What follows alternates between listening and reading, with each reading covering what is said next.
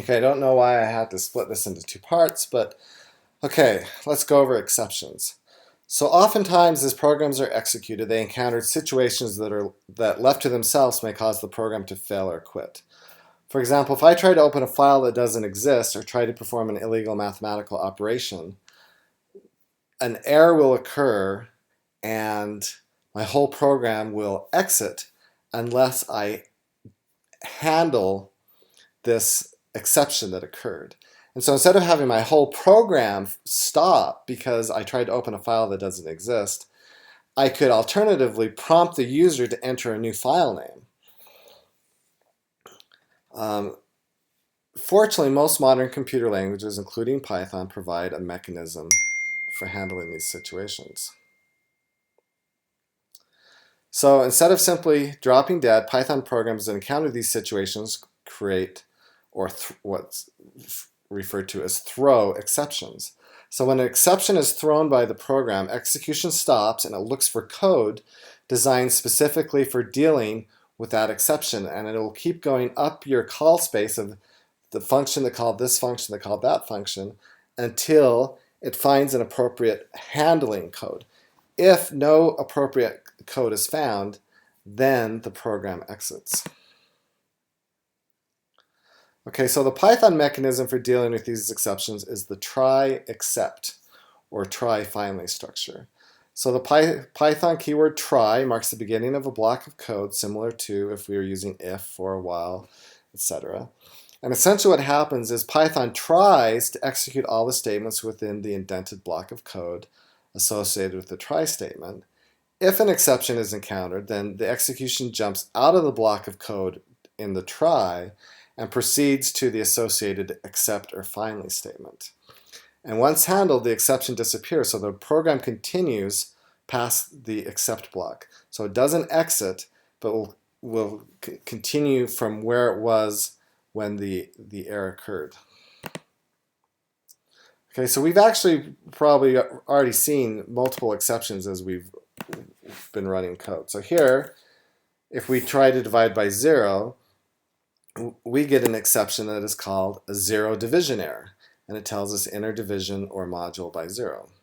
So here's the exception, and there's a message associated with it. Okay. In this case, I'm trying to convert the string b to a float, but b can't be converted to a float, so I get a value error.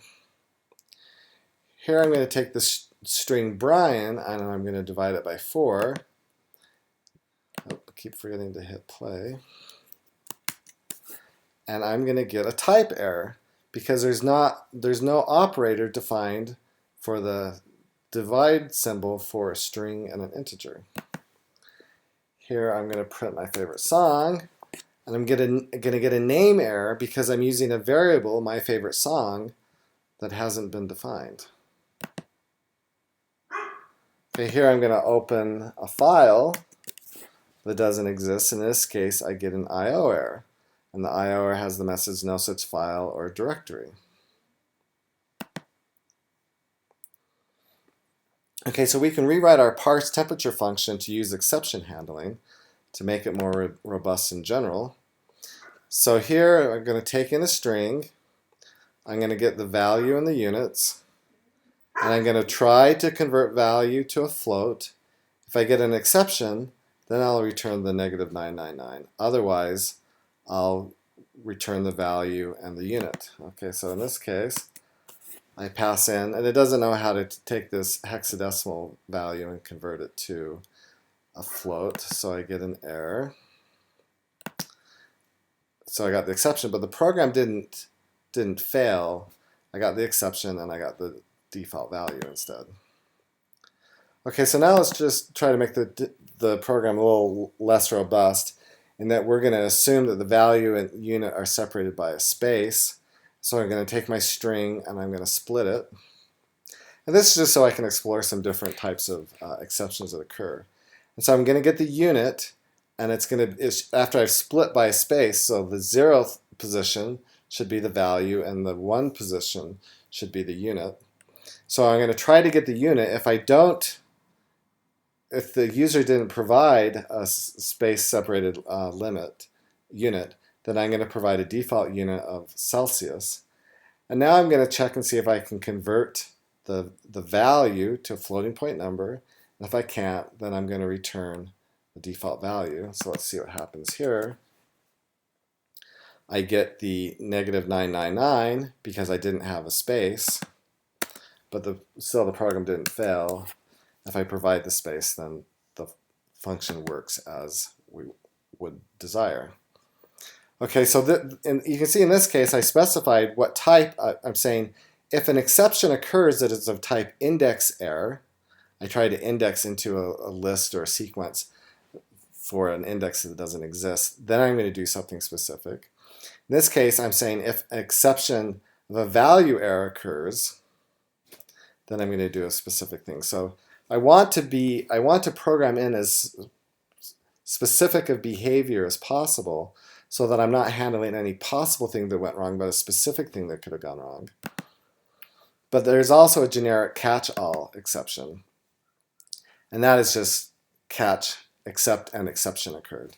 So in this case, I could do a try to do all these things. If something goes wrong, then I get an exception and I return my default values.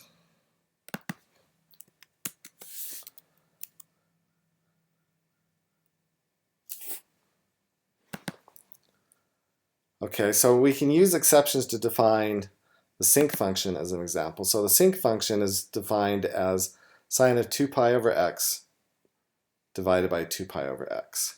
So you can tell there's going to be a unique case at x equals 0 because we're going to be dividing by 0.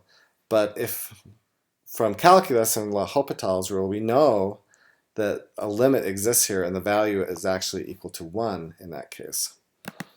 So we can define the function here where we're taking, I guess here I did it with 2 pi x over x instead of over 2 pi x.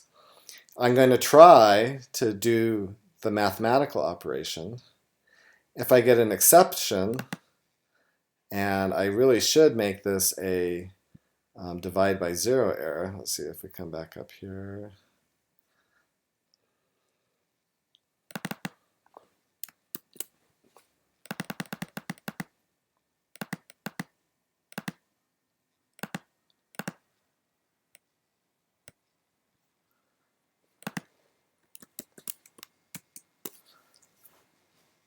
Then I'm going to return a 1. And so now let's plot this. And we can see we have our smooth function, and when we get to 0, we've returned the value 1. I think I was supposed to divide by 2 pi. So let's come back up here.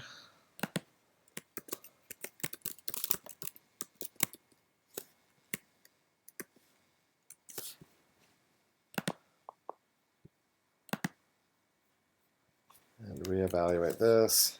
And there we're getting the values that I expected. Okay, so one last function topic for the day is Python functions can be written so that you have arbitrary argument lists. And this can make your code flexible, robust, but it can also make it confusing. So the syntax for this is, we got a problem here. Let's see. Oops.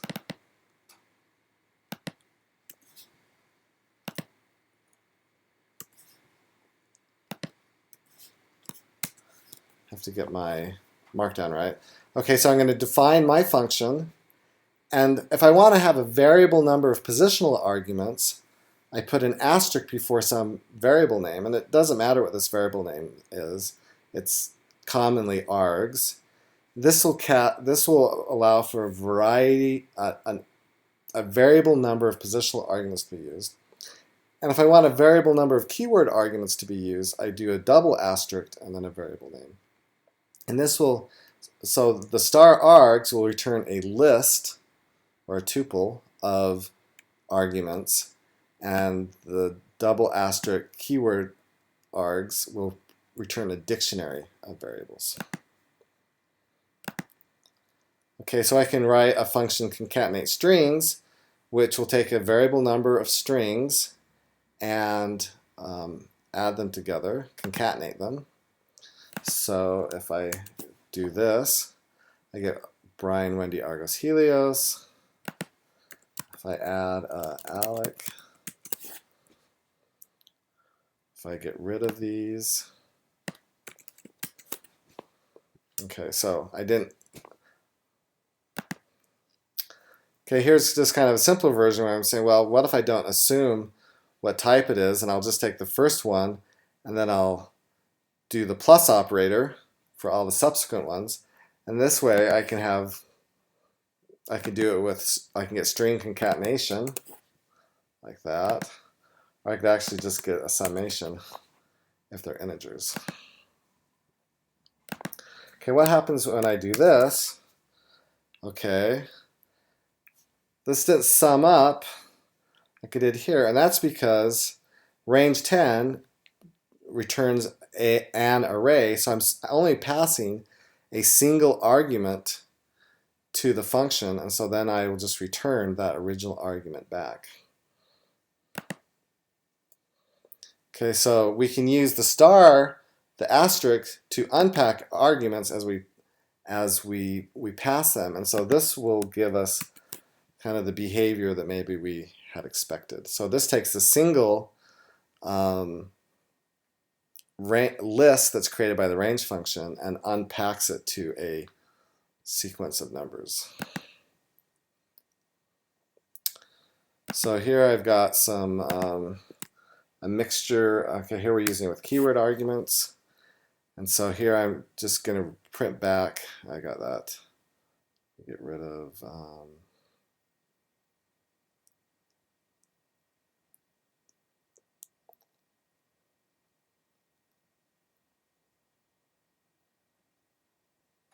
So here we see, okay, I pass in A is 5, B is a function, name 2 is Wendy, name 1 is Brian. I think that's because I fixed this before with the V. Okay, so I had an extra V in there when I first compiled it, evaluated it. Okay, here I've got a similar problem I had with the range function. Then I'm passing in the dictionary. And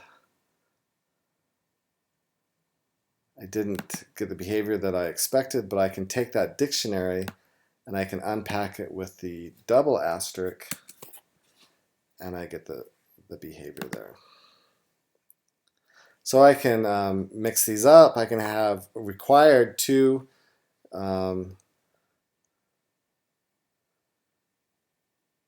integers that I'm going to return, and then I can just use this star args as a way of catching any additional arguments that the person might provide and just ignoring them. So in this case, I call it, I get 3, it's ignoring the 3, 4, 5.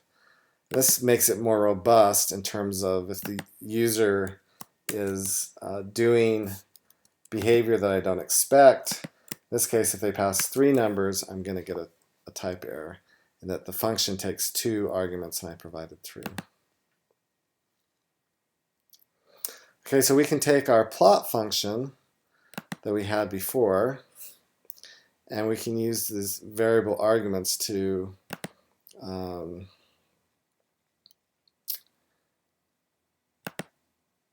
make this a little perhaps simpler to call. So here I'm going to take my get and plot2. I'm going to pass it the keyword arguments, and I'm going to take plot function, pass it variable number so I don't have to be repeating that. Let's see, and then we get our interact and have the same behavior that we had before.